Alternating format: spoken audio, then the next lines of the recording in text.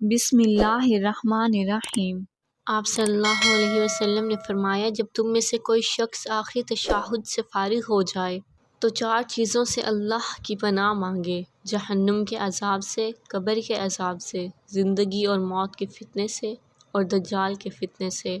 زندگی کا فتنہ یہ ہے کہ دنیا میں مشغول ہو کے اللہ سے غافل ہو جائے یا گناہوں میں مبتلا ہو جائے، اور موت کا فتنہ یہ ہے کہ معاذ اللہ خاتمہ برا ہو، شیطان کے بہکاوے میں آ جائے اور کلمہ نصیب نہ ہو۔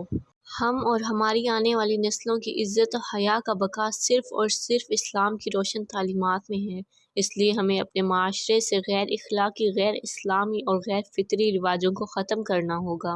حضرت انس رضی اللہ عنہ سے روایت ہے کہ رسول اکرم صلی اللہ علیہ وسلم نے فرمایا، بے شک ہر دین کی کوئی خاص خصلت ہوتی ہے، الگ پہچان ہوتی ہے، اور اسلام کی وہ خاص خصلت حیا ہے۔ جس دین کی پہچان ہی حیا ہو، اس میں بے حیائی کی گنجائش نہیں۔ آپ صلی اللہ علیہ وسلم نے فرمایا، جو شخص جس قوم سے مشابہت اختیار کرے وہ انہی میں سے ہے۔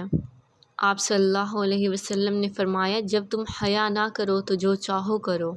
آپ صلی اللہ علیہ وسلم نے فرمایا، حیا ایمان کی وجہ سے ہے۔ میری ویڈیو آپ کو کیسی لگی؟ اپنی رائے کا اظہار کمنٹ میں ضرور کریں، اور مزید ایسی ویڈیوز کے لیے میرے چینل کو سبسکرائب کریں۔ جزاک اللہ۔